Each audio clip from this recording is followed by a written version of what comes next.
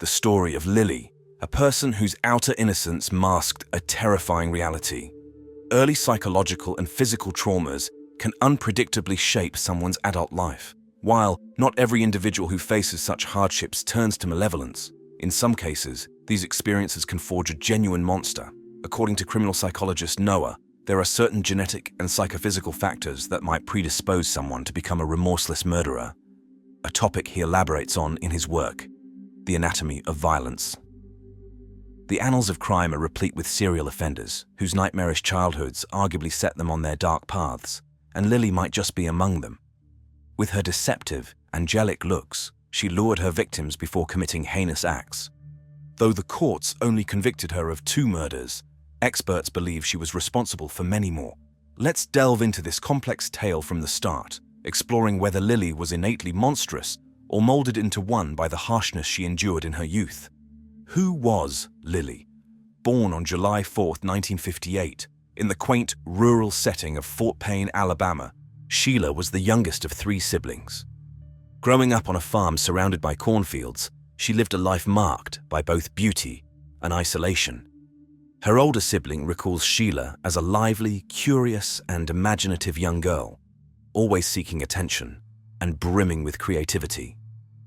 Let's embark on this journey to uncover the truth behind Lily's story, questioning if her monstrous deeds were inherent or the product of a tragic upbringing.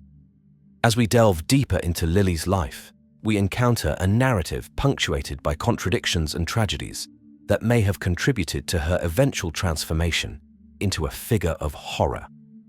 Sheila's early years, characterized by a semblance of rural idyll, masked underlying tumults and potential early signs of psychological distress. Her transition from an imaginative and vibrant child to an adult capable of unimaginable cruelty raises questions about the nature versus nurture debate in the development of a criminal mind. It's crucial to explore the environment and experiences that may have acted as catalysts for her dark journey. During her teenage years, Sheila's behavior reportedly began to show erratic patterns, hinting at underlying issues that were possibly exacerbated by her surroundings or personal experiences. The detailed accounts of her life during this period remain sparse, but it's suggested that she encountered numerous challenges that could have impacted her psychological development. Upon reaching adulthood, Sheila's angelic facade became a tool in a sinister arsenal. Her ability to manipulate and charm those around her speaks to a certain psychological savvy which she employed with deadly effectiveness. The disparity between her outward appearance and her actions underscores a deeply troubling duality. The victims of Lily were drawn into her web under the guise of affection and care, a testament to her manipulative prowess. Each case that came to light revealed a pattern of predatory behavior, cloaked in a veneer of normalcy and benevolence. This manipulation of perception was a key element of her modus operandi, allowing her to operate undetected for years. The investigation into Lily's crimes peeled back the layers of her meticulously crafted persona, revealing the depth of her deception. Law enforcement officials, upon unraveling the extent of her actions, were confronted with the challenge of proving her guilt in the face of her calculated innocence. In the courtroom, Lily's case became a study in the complexities of criminal psychology, with experts delving into her past in search of explanations for her present. The debate over whether she was born with a predisposition towards violence or shaped by her experiences became central to the proceedings. Understanding Lily's story requires a careful consideration of both her life's narrative and the broader questions it raises about human nature, morality, and the capacity for change. Her story is a somber reminder of the potential for darkness that resides within, influenced by a confluence of factors both innate and external. As we reflect on Lily's life and crimes, it becomes clear that the journey from innocence to monstrosity is complex and multifaceted. It challenges us to think deeply about the origins of evil and the possibility of redemption, even in the most troubling of cases. Attention had always followed Sheila. With a beautiful voice and captivating looks, she could have been a star. But fate had other plans. Instead of adorning bright billboards, her name filled the dark pages of criminal records. The unimaginable cruelty of her father, Leo. Alcohol ruled his life, turning him into a monster at home. His binges transformed him into a beast, hurling insults and beatings with abandon.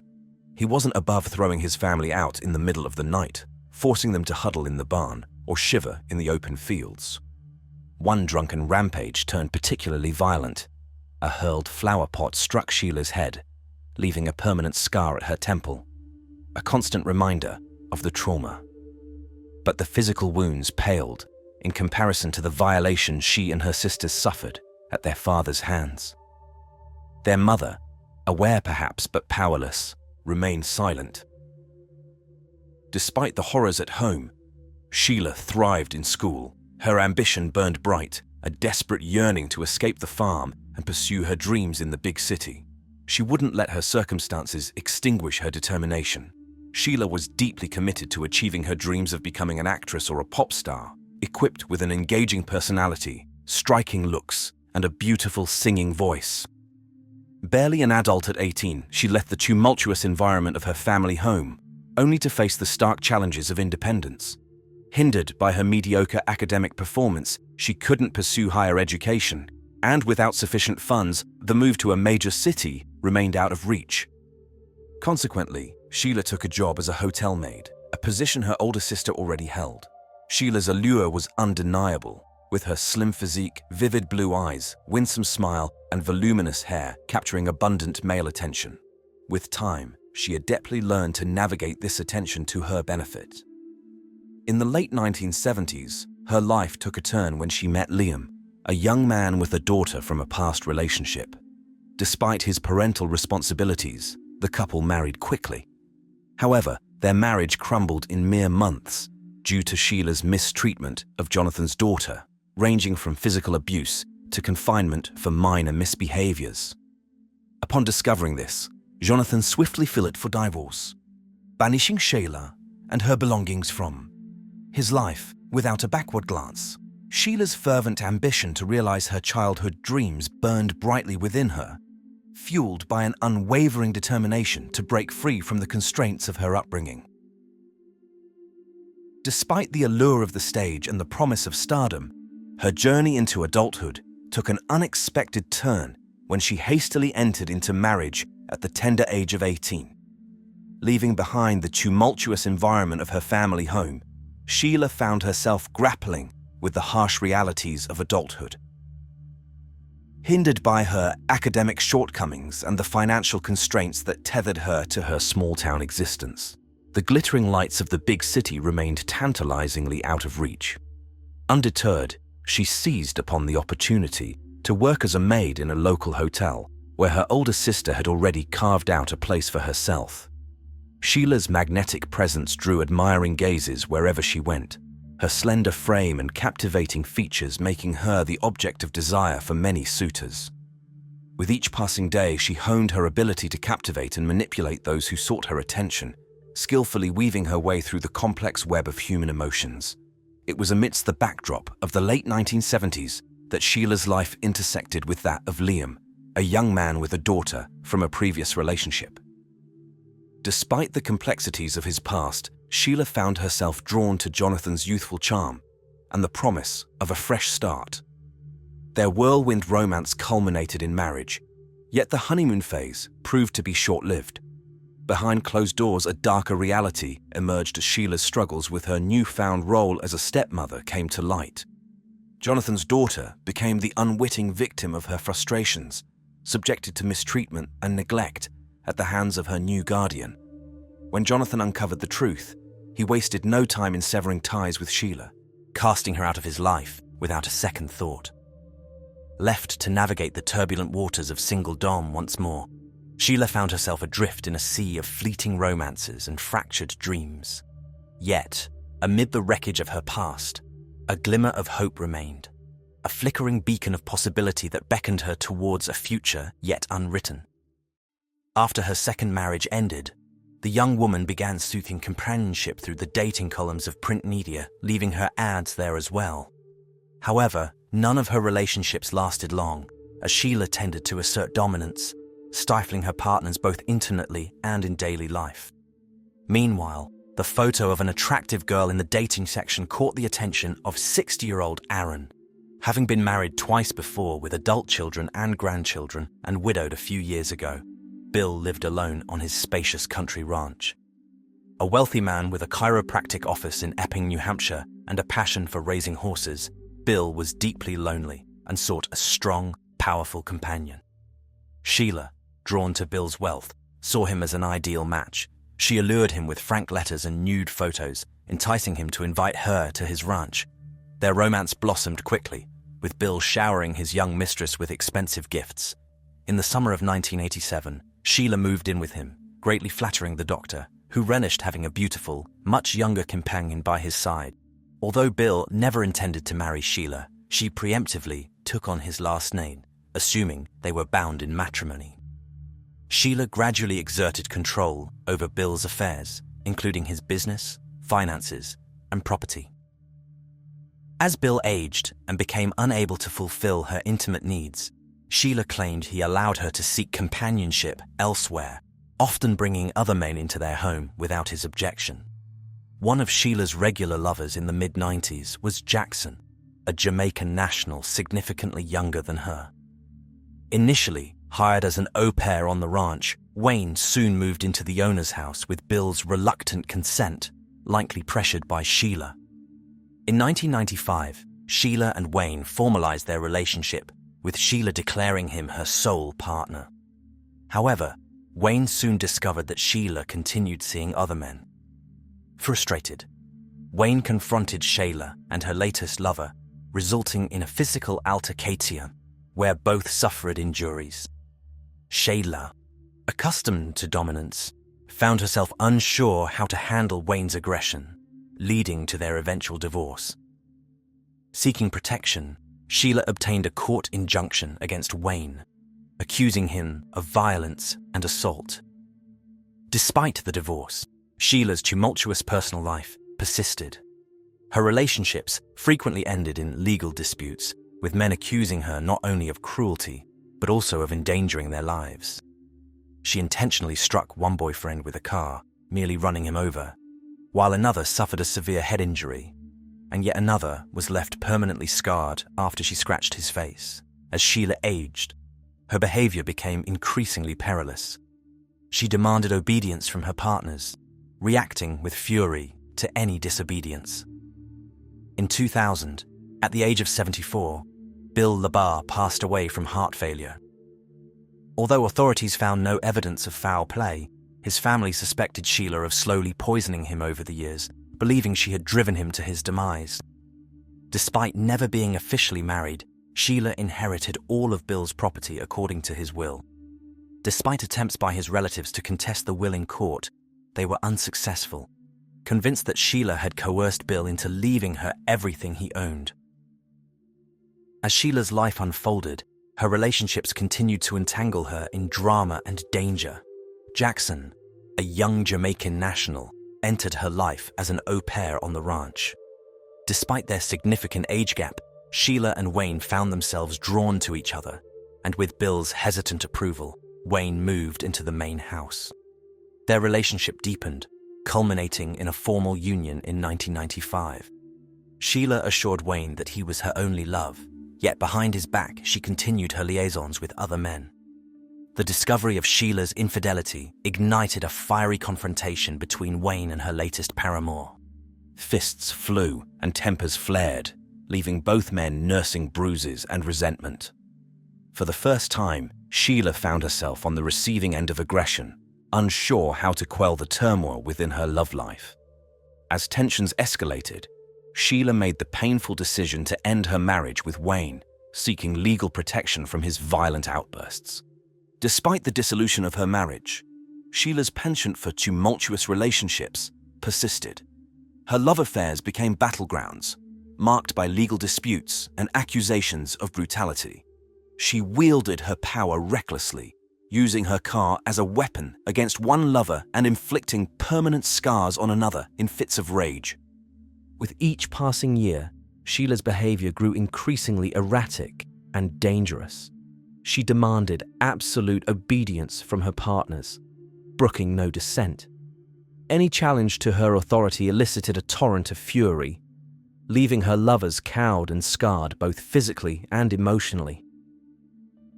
In 2000, the patriarch of Sheila's tumultuous love life, Bill LaBar, succumbed to heart failure at the age of 74. Though authorities found no evidence of foul play, suspicions lingered among his family members. They harbored a deep-seated belief that Sheila had slowly poisoned Bill over the years, manipulating him until his untimely demise. Despite never formalizing their relationship through marriage, Sheila inherited the entirety of Bill's estate, as outlined in his will. His relatives, convinced that Sheila had coerced Bill into bequeathing his wealth to her, attempted to contest the will in court to no avail. The legacy of Sheila's chaotic love life endured, casting a shadow over the memory of Bill LaBar and leaving a trail of broken hearts and shattered lives in its wake. Following Bill's passing, Sheila gained full control over his estate. Unrestrained by anyone else's opinion, she transformed her home into a den of temptation and indulgence, where inhibitions held no sway. Sheila prowled the streets, bars, and internet, ensnaring men with promises of unearthly pleasure, only to subject them to her whims upon arrival at her ranch. She didn't discriminate based on age, skin color, or appearance, luring couriers with offers of alternative payments. However, Sheila's allure faded with time, and her attempts at seduction were met with reluctance. Neighbors observed a revolving door of men at her ranch, some fleeing shortly after arrival, others lingering briefly. Desperate to satisfy her desires, Sheila targeted men in dire circumstances, exploiting their vulnerabilities. Among them was George, a homeless man grappling with addiction, whom Sheila offered shelter, sustenance, and drugs in exchange for companionship. As Michael became ensnared in Sheila's web, she subjected him to increasingly sadistic acts, relishing in his torment. Despite his attempts to escape, Michael remained under her control, too afraid to seek help. When his family finally intervened, it was too late. Michael vanished without a trace, and Sheila's claims of their breakup offered no solace. Unbeknownst to Archie County, a naive young man drawn in by Sheila's enchanting voice and promises of love, he was soon ensnared in her web of manipulation. Sheila exploited Archie's dependence on his mother, severing ties and luring him into her home with false promises of everlasting bliss. Yet, Archie's dreams turned to nightmares as Sheila revealed her true nature, subjecting him to brutal assaults in a chamber of horrors within her home. Despite his battered state, Archie remained trapped, unable to break free from his captor's grasp. Sheila had full control over Archie, isolating him from his loved ones. His family, unable to contact him, could only speculate about his well-being. Concerns about Archie's welfare arose when neighbors noticed his alarming physical state. A store clerk captured an image of Archie, revealing his emaciated form, bruised face, and probable broken nose, indicating prolonged abuse. Even his purchases, including fuel for self-cremation, raised alarm among store staff. Despite reports to the police about possible domestic violence, Sheila evaded repercussions. She prevented Archie from contacting his family and rebuffed their inquiries with aggression. Eventually, Archie's family reported him missing, suspecting he was held against his will at Sheila's ranch. Police investigations uncovered disturbing evidence, including human remains in makeshift fires and traces of blood throughout the property. The discovery of videotapes further exposed Sheila's depravity, as they depicted tortured confessions from Archie and others. Sheila's deteriorating mental health became a focal point of her defense, with claims of delusions and schizophrenia. However, testimonies from ex-husbands and lovers painted her as volatile and manipulative. Despite attempts to plead insanity, Sheila was convicted in 2008 and sentenced to life imprisonment without parole. Sheila currently serves her sentence in Florida's Homestead Correctional Facility. This case highlights the harrowing consequences of unchecked mental illness and manipulation. The case of Sheila and Archie unveils a chilling narrative of manipulation and violence. Sheila's iron grip over Archie's life, cutting him off from his loved ones and subjecting him to unimaginable abuse, reflects the darkest corners of human behavior. Archie's plight, hidden behind closed doors, serves as a stark reminder of the silent suffering endured by many victims of domestic abuse. The gradual escalation of concern, from neighbors noticing Archie's deteriorating appearance to the eerie discoveries made by the police at Sheila's ranch, paints a grim picture of the extent of her atrocities. The image of human remains burning in makeshift fires and traces of blood scattered throughout the property evoke a sense of horror and disbelief. The videotapes depicting tortured confessions reveal the depths of Sheila's depravity and the lengths she would go to maintain her control. The testimonies of those who knew her further expose her manipulative nature and the terror she inflicted upon her victims. Despite attempts to plead insanity, the court's decision to convict Sheila and sentence her to life imprisonment without parole sends a clear message about accountability for one's actions, regardless of mental health struggles. However, it also raises questions about the adequacy of mental health support systems and the importance of early intervention in preventing such tragedies. Sheila's case serves as a sobering reminder of the importance of vigilance and intervention in cases of domestic abuse, as well as the need for continued efforts to address mental health issues within society. Only by shining a light on such dark corners can we hope to prevent similar tragedies in the future. The aftermath of Sheila's arrest opened a window into the complex web of her psyche. As forensic experts delved deeper into the investigation, they uncovered not only the physical evidence of her crimes, but also the twisted labyrinth of her mind. Sheila's mental health history emerged as a central focus, raising questions about the intersection of mental illness and criminal behavior. Her delusional disorder and signs of schizophrenia painted a haunting portrait of a mind consumed by paranoia and hallucinations. Sheila's self-proclaimed mission as an angel sent from heaven to protect children from harm revealed the distorted reality she inhabited. It was a reality where she saw herself as a righteous avenger, justified in her heinous acts by a divine mandate. The defense's attempts to portray Sheila as a profoundly sick individual struggling with the trauma of her past sought to humanize her in the eyes of the court. Yet, amidst the testimonies of her ex-husbands and lovers, a pattern of manipulation and violence emerged, challenging the notion of her innocence. The chilling accounts of Sheila's attempts to coerce others into carrying out her bidding, including plotting murder for personal gain, shed light on the depths of her moral depravity. Her ex-husband's descriptions of her relentless persuasion tactics underscored the calculated nature of her actions. Despite the defense's efforts to cast doubt on her culpability, the court's decision to convict Sheila spoke volumes about the gravity of her crimes. In the end, justice prevailed, and Sheila was sentenced to spend the rest of her life behind bars.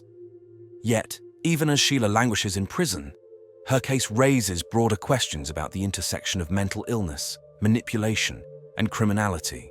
It serves as a stark reminder of the importance of early intervention and support for individuals struggling with mental health issues, as well as the need for vigilance in identifying and addressing signs of abuse and manipulation within our communities. Hi everyone, welcome to my channel.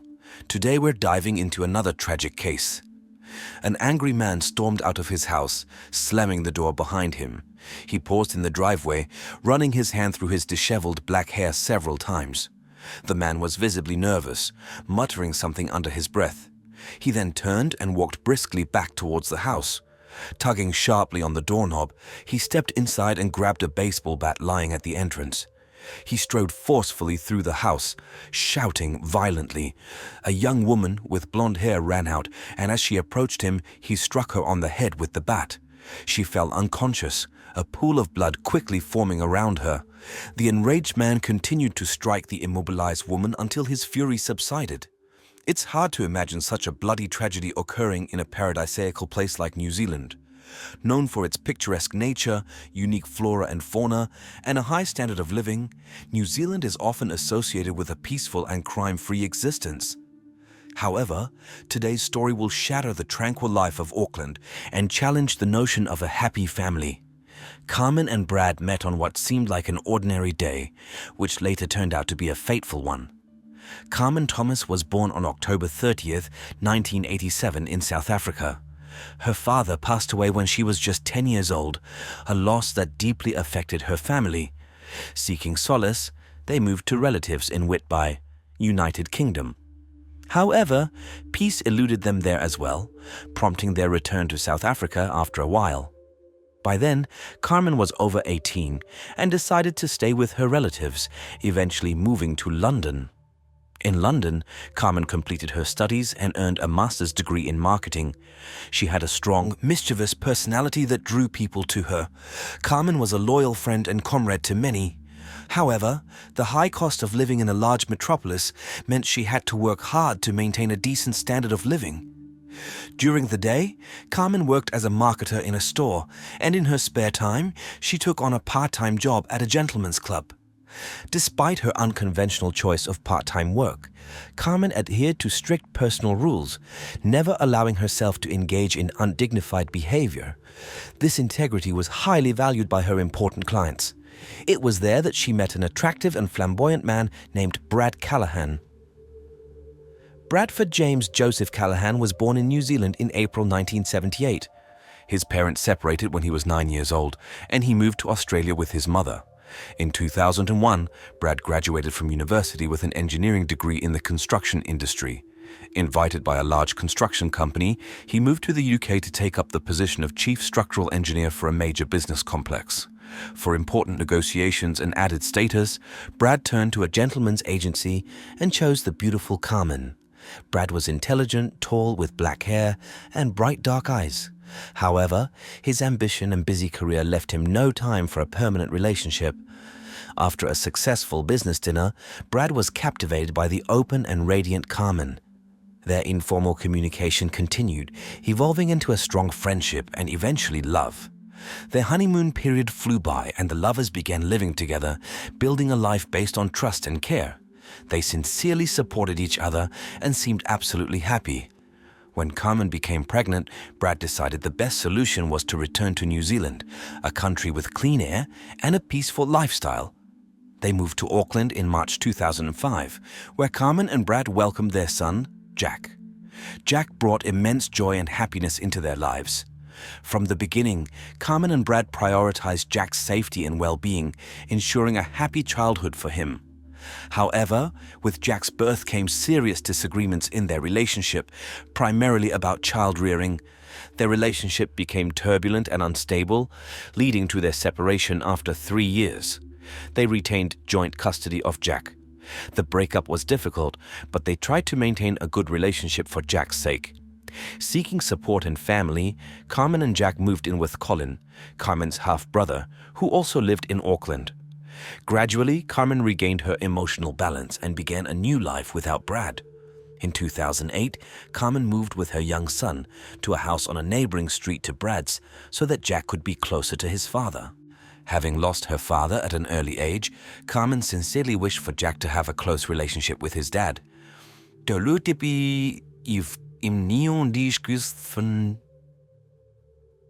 They discovered a significant amount of blood, leading them to suspect foul play. The investigation intensified, and the police interviewed friends, family, and acquaintances to piece together the events leading up to Carmen's disappearance. Carmen had always wanted Jack to have his father around as much as possible. Despite their separation, many of Carmen's friends and family believed the couple still had a strong friendship. They spent time together mainly for Jack's sake, but their relationship had changed. Brad continued his career as a construction engineer, and in May 2009, he started a new relationship and even got engaged.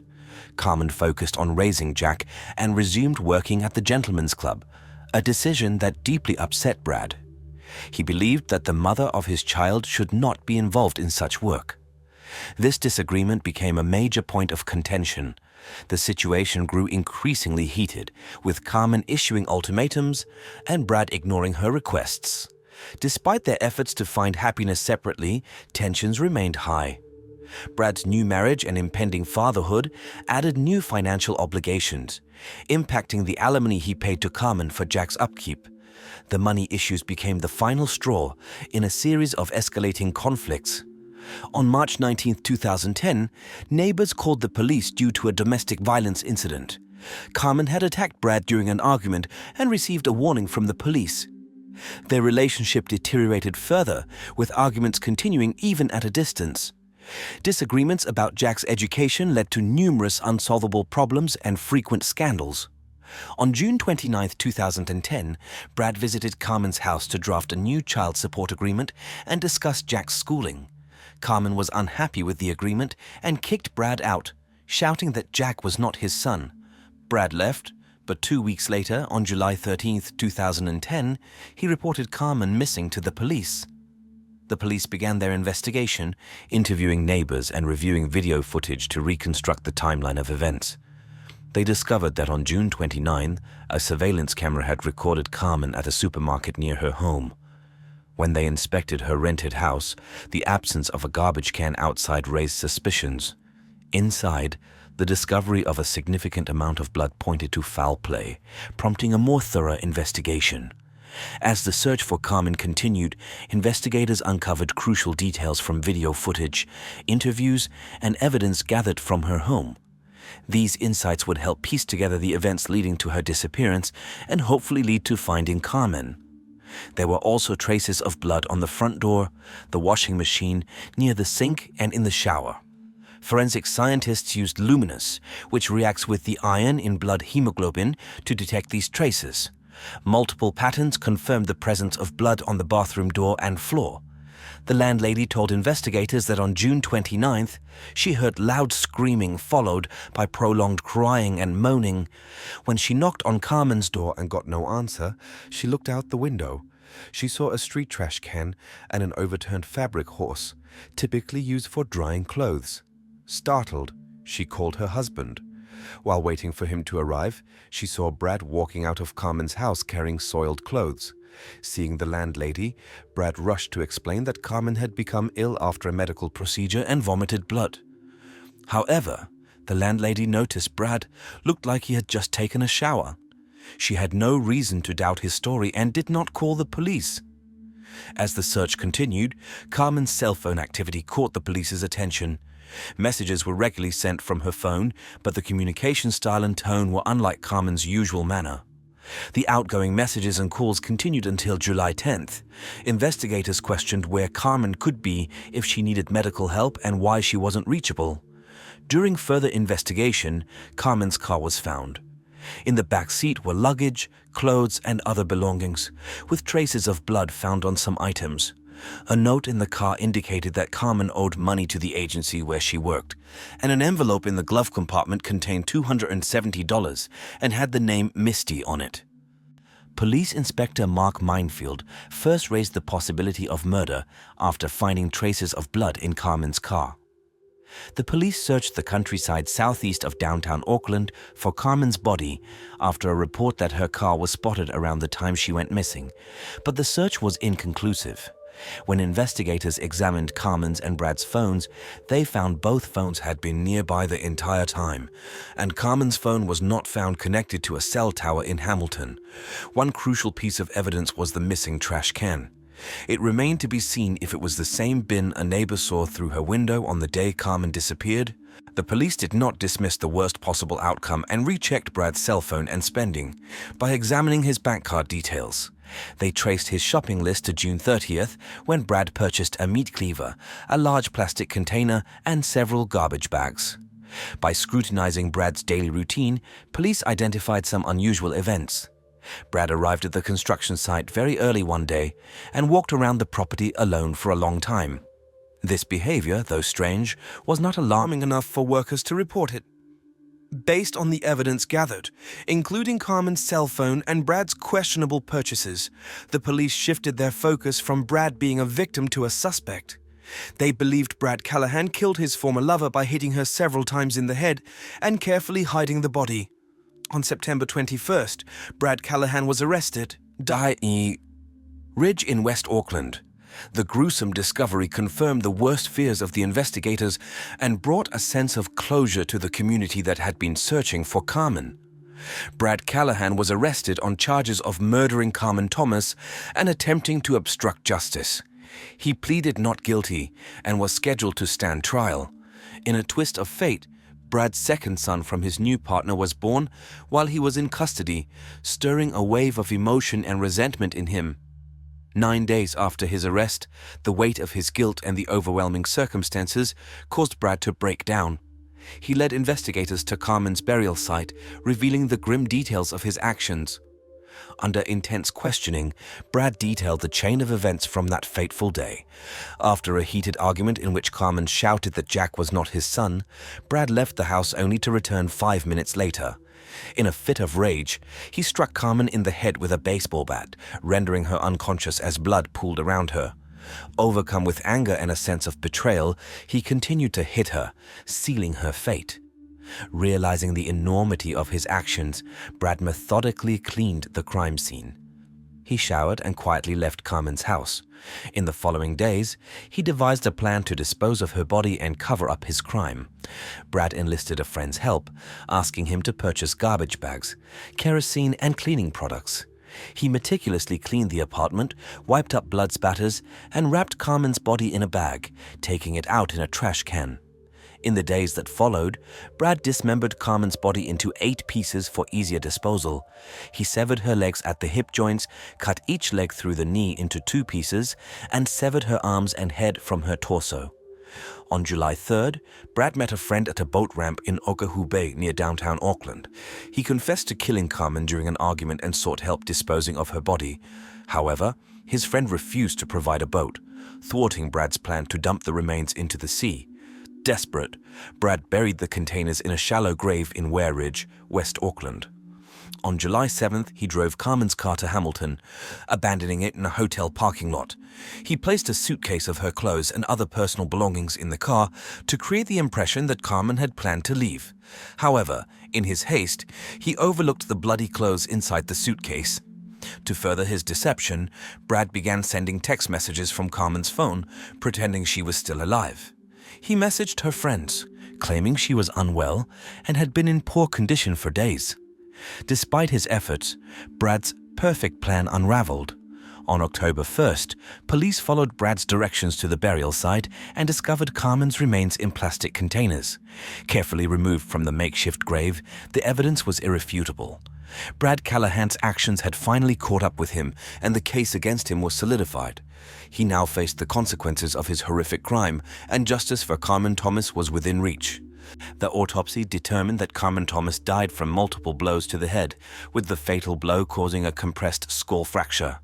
After multiple forensic examinations, Carmen's body was released to her family for burial.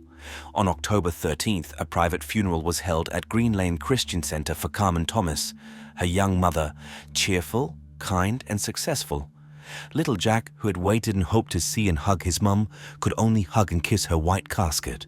On February 8, 2011, the first court hearing for Carmen Thomas's case took place. Judge Wenning found the crime committed was unintentional, taking into account Brad's explanation that he acted on impulse. He acknowledged that Brad's actions were done in a fit of rage, but was less lenient about the cover-up. On May 26, 2011, Brad Callahan was newly charged with attempting to obstruct justice.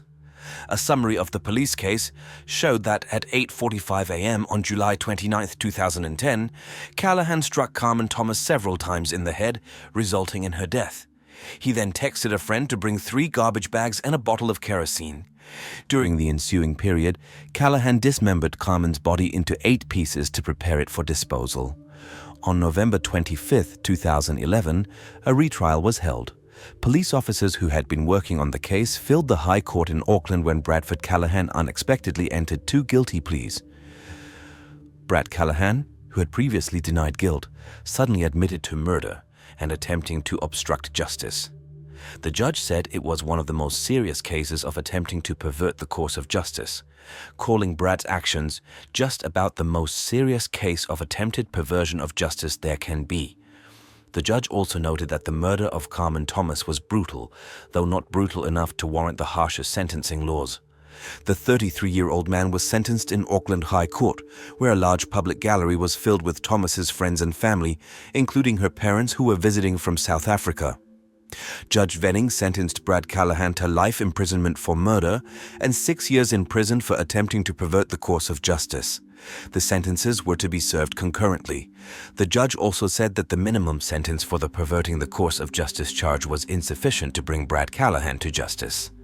Mr. Callahan passed judgment on himself by his actions that day, and it had a devastating effect on 2 families, said Detective Inspector Mark Benefield. Callahan's supporters left court without comment. In a statement, the Thomas family said, "Nothing can bring our Carmen back, and we are still angry because of it, but we are grateful that Brad will be away for an extended period of time so he can reflect on the enormous damage he caused to our son in the first place." Carmen Thomas's mother, Teresa Scott, told the court in a victim impact statement that she felt completely destroyed by what happened to her daughter. After the verdict was announced, the officer in charge of the investigation, Detective Inspector Mark Benefield, told the court that the justice done was the result of hundreds of hours of police work over the past 10 weeks since Carmen Thomas was reported missing on July 13, 2010. Detective Benefield explained that early in the missing person investigation, they determined that Carmen was most likely murdered. The work of gathering evidence and researching information required significant time and effort and had to be conducted following proper legal procedures. He reported that, over the last few weeks, close cooperation with the defendant's employer had not been finalized. Attempts to further investigate part of the Victoria Street construction site would continue to find any evidence that might assist the investigation. Until today, we have been unable to comment on media reports about our activities at the facility because we have been very sensitive to the issues of litigation and preemptive contempt of court, said Mark Benefield. He did not rule out the possibility of further arrests and charges in connection with Carmen's death in the near future. Brad Callahan had the courage to take responsibility for his actions in this tragic saga and pleaded guilty to 2 charges, but that in no way changes what he did. For the hearts of Carmen's loved ones, their world is shattered, living each new day without Carmen.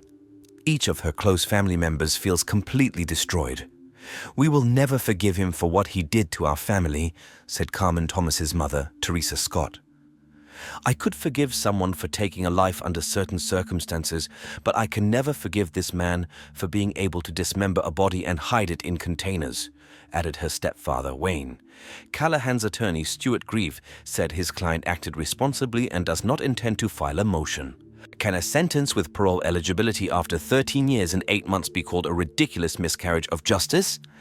In a country like New Zealand, which records only about 50 murders a year, any crime that deviates from the norm is extensively covered by the national media, as are the court cases for those crimes. It's possible that there was an overbearing bias against the victim at trial because of her line of work. However, even if Carmen was antagonistic and angered Brad, we do not blame the victim for having her life taken from her. If Brad had wanted sole custody of his son, he likely could have used the prejudice against Carmen's work to his advantage, as he had the opportunity. Instead, he beat her to death and tried to cover it up. In this situation, we are not diagnosing, we are only speculating. Summarizing this gruesome story repeatedly brings up the same question. It is understandable that in a fit of rage and uncontrollable anger, a person can commit irreparable acts. But what feelings can a healthy person have when they come up with a plan to dismember a once tenderly loved person? Little Jack Callahan is currently living in another town under an assumed name in the temporary care of his grandmother. He doesn't know that his daddy took his mum's life and must never find out because it wasn't his fault. In psychology, there is a special term called Adele syndrome, which refers to the morbid obsession one person can have with another. This condition is named after Adele Hugo, the youngest daughter of the famous French writer Victor Hugo. Adele was an attractive and talented pianist, but unrequited love severely affected her mental state. Her obsessive behavior ultimately poisoned her own life and that of her lover, whose life and career she ruined by pretending to be his wife for years. Adele spent 43 of her 84 years in a psychiatric hospital. This condition, where one person is overly interested in or obsessed with another to the point of losing emotional control, is relatively common. Experienced psychologists can often help, but in severe cases, hospitalization and intensive therapy are required. Sometimes this obsession can border on insanity, pushing individuals to desperate, unpredictable, and extremely cruel actions. One of the most brutal cases of obsession occurred in 2008 and shook all of Europe.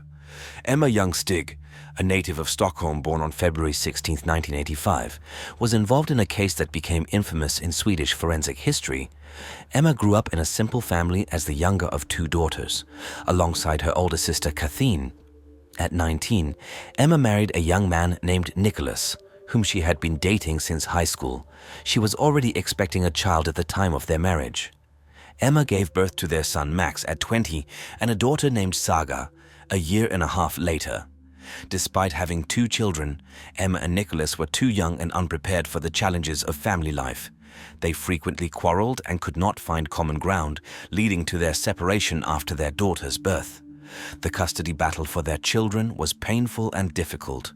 Nicholas wanted to be involved in their upbringing, while Emma was not opposed but soon entered a new romantic relationship. She moved with her children to Aruga, a small town 150 kilometers from Stockholm, to live with her new lover, which Nicholas opposed, wanting to see his children daily. The ex-spouses met in court multiple times to settle custody issues, and Nicholas even threatened Emma, leading her to report him to the police. Unable to resolve their differences peacefully, each parent sought sole custody. During this tumultuous period, Emma met Tony Hellberg through the internet, beginning a new chapter in her complicated life. They quickly found common ground, grew close, and a romantic relationship blossomed. The young man wasn't deterred by the fact that the 23-year-old woman already had two children from a previous marriage. He had longed for a family and was ready to accept them as his own. The couple initially lived in a small house inherited by Tony, but as their relationship progressed and they decided to get married, they moved to a larger home where each child could have their own cozy room. Tony had a good job with a decent salary, while Emma, a designer by education, stayed home to raise the children but planned to work in her field in the future. The couple planned to marry in the summer of 2008, but fate had other plans. March the 17th, 2008 was an ordinary Monday. Tony left for work early in the morning, leaving Emma at home with 3-year-old Max and 1.5-year-old Saga. In the evening, Emma prepared dinner while waiting for her fiancé to return and chatted online with her sister Katarina, discussing a gift for their parents' upcoming wedding anniversary. Around 6:30 p.m., Emma received a call from Tony, who informed her he would be late and that they could start dinner without him. After the brief call, Emma continued her household chores, fed the children, and resumed her conversation with her sister. At 7:07 p.m., their communication was abruptly cut off mid-sentence. Katarina found it strange, as she saw Emma typing but never sending the message. Worried, Katarina called Emma but received no answer. She then called Tony, who was on his way home, and assured her that everything was fine, suggesting Emma was likely busy with the kids. When Tony arrived home, he was surprised to find the front door unlocked. Upon entering, he immediately noticed a mess, thinking the children had been playing. However, he soon saw brown stains on the floor and realized with horror that it was blood. Calling out for Emma and the children with no response, he ventured further into the house and found a figure lying in an unnatural pose. Initially thinking it was a doll, he soon realized it was Saga, lying in a pool of her own blood with her head and face disfigured beyond recognition. Nearby lay her brother, Max, in a similarly horrifying state with a fractured skull. Emma was also on the floor, covered in blood, with her face shattered and disfigured. In shock, Tony pulled out his cell phone with trembling hands and dialed emergency services. At that moment, Emma let out a loud, long groan. Police officers and paramedics quickly arrived on the scene, finding a weak pulse in all 3 victims. They immediately began resuscitation efforts. The scene was horrifying, and no one could understand what kind of monster could commit such an atrocity. Saving the victims' lives was the priority, and all efforts were focused on getting them to the nearest hospital for urgent medical assistance. From the outset, paramedics doubted whether the victims could be brought to the hospital alive. However, When they arrived at the medical facility, all three were still alive. They were diagnosed with open head injuries, severe brain damage, and extensive blood loss. The doctors offered no prognosis but did their best to save them. Max and Saga were in critical condition, and even if they survived, it was unlikely they would ever be able to breathe on their own. Emma's condition was assessed as very serious but stable. She was placed in a medically induced coma and hooked up to life support machines, hoping her body could recover. While doctors fought for the victims' lives, forensic experts worked at the crime scene, searching for clues and trying to reconstruct the events. The house was in chaos, with scattered belongings and blood on the floor and walls. The paramedics had left behind clutter and moved items around to access the victims, complicating the investigation. The floor where Emma, Max, and Saga were found was trampled on, making it difficult to distinguish the perpetrator's footprints from others. Remarkably, the intruder had massacred the victims within 13 minutes, as the last message from Emma to her sister was sent at 7:07 p.m., and the police received a call from a frightened Tawny at 7:20 p.m. The brutality of the attack suggested a personal motive and a deep hatred for the victims. The weapon used was presumed to be a blunt and heavy object, possibly a hammer, but it was not found at the scene, indicating the perpetrator took it with them. Tawny was the prime suspect initially. He wasn't married to Emma and wasn't the father of her children, leading investigators to consider a domestic quarrel as a possible motive. However, Tawny had an ironclad alibi. His boss and colleagues confirmed he was late at work, and CCTV footage showed him walking down the street during the time of the massacre. Despite this, Tawny was questioned for any potential information that could aid the investigation. He could only recall the unlocked front door, which suggested Emma had let the perpetrator in. After questioning, Tawny was released. He had already informed Emma's family, who rushed to Aruga from Stockholm. Tragically, on their way to the hospital, they learned from the news that Max and Saga had died from their injuries without regaining consciousness. The new suspect was Emma's ex-husband, Nicholas, the father of the children. Although they had been divorced for over a year, their relationship was fraught with constant quarrels and custody battles. Nicholas had even threatened Emma, which she reported to the police. After the separation, Emma took the children to live with her new partner in another city. Frustrated by the custody battle and his hostility towards Emma, it was speculated that Nicholas might have taken a desperate step, leading to the horrific crime. Nicholas was immediately tracked down and taken into custody. He seemed crushed by the news of Max and Saga's deaths, sobbing and constantly asking if there was some mistake. When charged with the crime, he was initially stunned, then vehemently denied any involvement, insisting he would never hurt his children, whom he adored. When asked about his whereabouts during the crime, Nicholas claimed he was in another city on business. Although it sounded strange, his alibi was soon confirmed. He was indeed 120 miles away from the crime scene when the massacre occurred. Forensic investigators remained active at the scene, searching for clues, evidence, or traces of the attacker. The perpetrator had obviously worn gloves, leaving no fingerprints. The task of identifying shoe prints was complicated by the numerous medics who had been at the scene to assist the victims. The law enforcers feared the criminal might attempt to sneak into the hospital to finish what he had started, as Emma was a crucial witness. Therefore, a 24-hour guard was posted outside Emma's room. Neighbors were interviewed for possible witnesses. One woman recalled seeing a stranger in black clothes walking around Emma and Tawny's house around 5 p.m. She couldn't see the person's face because it was hidden by a hood, but suggested the figure was short and fragile, possibly a girl. This same figure, in black clothes and with a hood, was also captured by a street surveillance camera near a store a few minutes' walk from the crime scene. Law enforcement noted the figure appeared to be a short, frail-looking girl.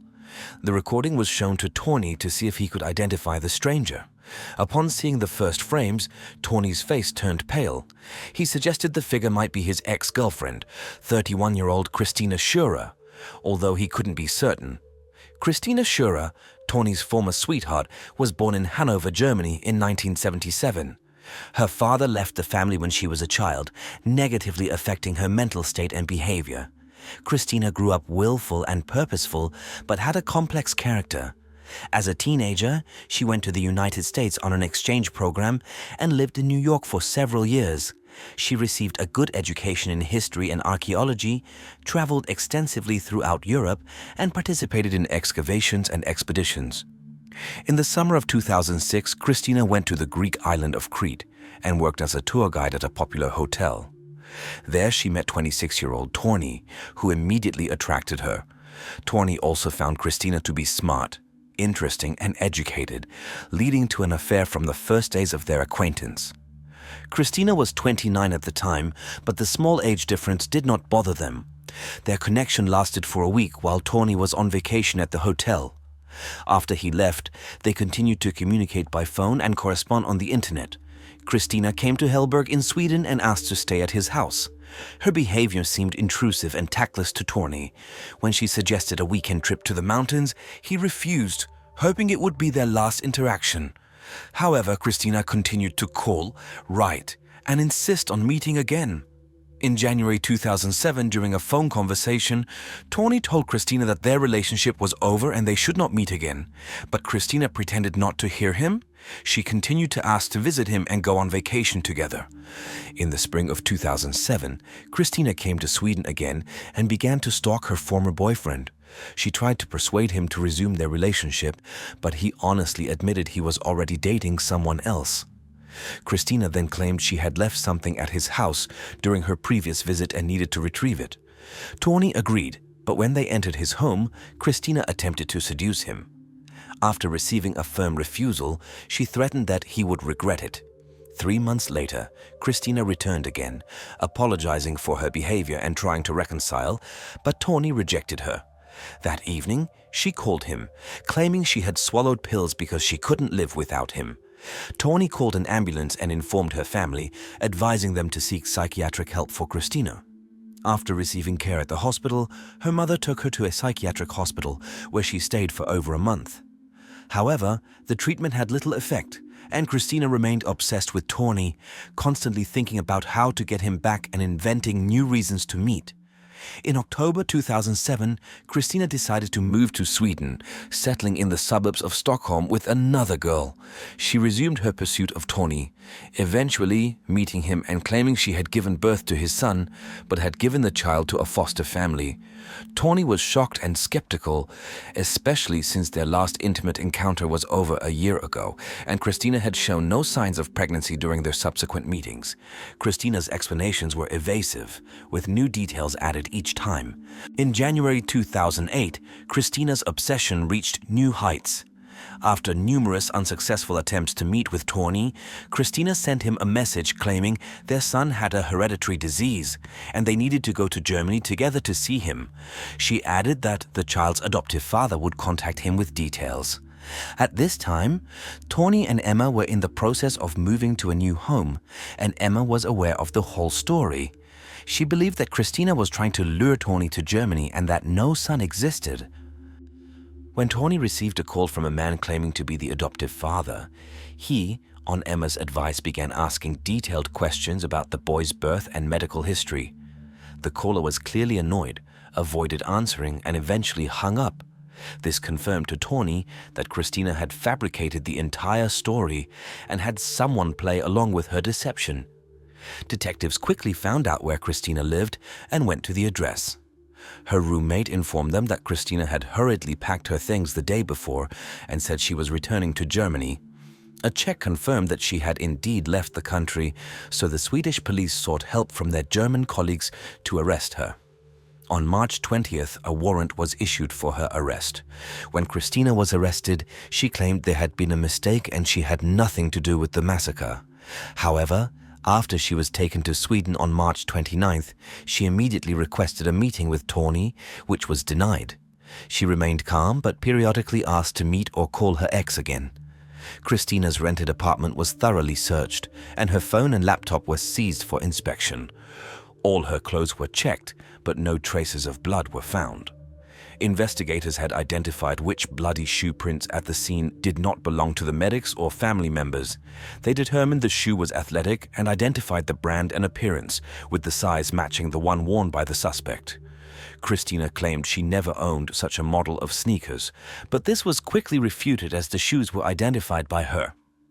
The investigation took a significant turn when forensic experts matched a strand of Christina's hair found at the crime scene.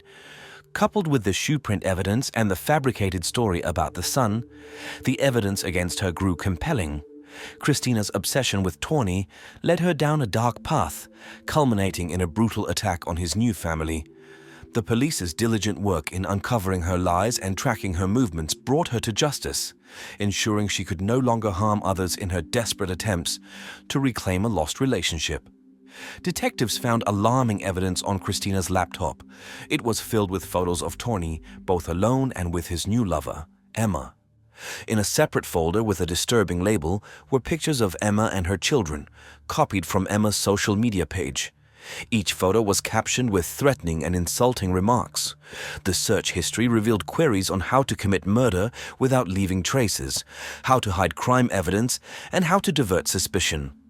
Notes found on the laptop included detailed plans of Emma and Tawny's new home, indicating when Tawny left for work, when he returned, and the family's daily routine. Emma's condition stabilized, and doctors decided to gradually bring her out of the medically induced coma by the end of March. Upon awakening, she was unable to speak due to the breathing tube, but clearly recognized her relatives. However, she had no memory of the attack and believed she had been in a car accident. When Emma was strong enough to speak, the police decided to interview her without revealing the fate of her children initially. Emma had no memory of the events of that fateful day and kept asking about her children. Initially, she was given evasive answers, but eventually, her family and medical team decided to tell her the truth. Upon learning about the attack and the death of her children, Emma became hysterical. Doctors had to sedate her, and each time she woke up, she asked about her children again, unable to remember the previous conversations. This continued for several weeks, with Emma repeatedly asking about her children and having to be told the tragic news each time. After another month, doctors decided to bring Emma to the crime scene, accompanied by medics. Inside the house, Emma suddenly remembered everything. She recalled texting with her sister while setting the table, with the children playing nearby. There was a knock on the door, and when she opened it, she saw a dark, short female figure. As she asked what the figure wanted, she felt a sharp pain and blacked out. The figure entered the house, and in a desperate attempt to protect her children, Emma tried to chase her but apparently fell in the hallway. With Emma's recollection and the overwhelming evidence found on Christina's laptop, the case against Christina became undeniable. Her obsessive behavior, coupled with the detailed planning and execution of the attack, led to her being charged with the brutal assault on Emma and the murder of Max and Saga. Christina's actions, driven by a twisted obsession, resulted in a horrific tragedy that devastated the lives of those involved. Despite the overwhelming evidence against her, Christina stubbornly denied her guilt. The murder weapon, presumed to be a hammer, was never found, and most of the evidence was circumstantial, giving her a high chance of getting away with it. However, during the investigation, Christina's roommate mentioned that a hammer from her toolkit had gone missing in March. The toolkit itself was produced, and the investigation determined that the size and configuration of that brand of tool matched the murder weapon. Although this was also circumstantial, it added to the mounting evidence against Christina. Detectives found surveillance footage from a suburban bus station showing Shura traveling to Aruga 3 times in the week before the crime. Christina could not explain why she visited so often, but it appeared she was monitoring her future victims. Additionally, she could not justify why she had been searching the internet for information on covering up a crime, or why she was collecting photos of Emma and her children. On July 29, 2008, Christina's trial began. She was accused of double murder with particular cruelty and attempted murder. Throughout the trial, Christina behaved bizarrely. She smiled and waved at the courtroom attendees and laughed when shown gruesome footage of the crime scene. Her behavior suggested insanity, but a psychiatric examination confirmed that she was sane and fully aware of her actions. This indicated that Christina enjoyed what she had done and did not even try to hide it. Emma, present in the courtroom, fainted upon seeing Christina. When she regained consciousness, she stated that she remembered everything, confirming that Christina's face was the last thing she saw on that fateful day. Despite the defense lawyer's attempts to prove her client's innocence, the jury unanimously found Christina guilty on all counts. Christina was sentenced to life in prison without the possibility of release. She was also ordered to pay $20,000 in compensation to Emma. No evidence was found that Christina had ever been pregnant or given birth to a son by Tawny. Emma's recovery was long and arduous, but Tawny remained by her side. They married in the summer of 2010 and now raise 2 children who know the tragic story of their older siblings.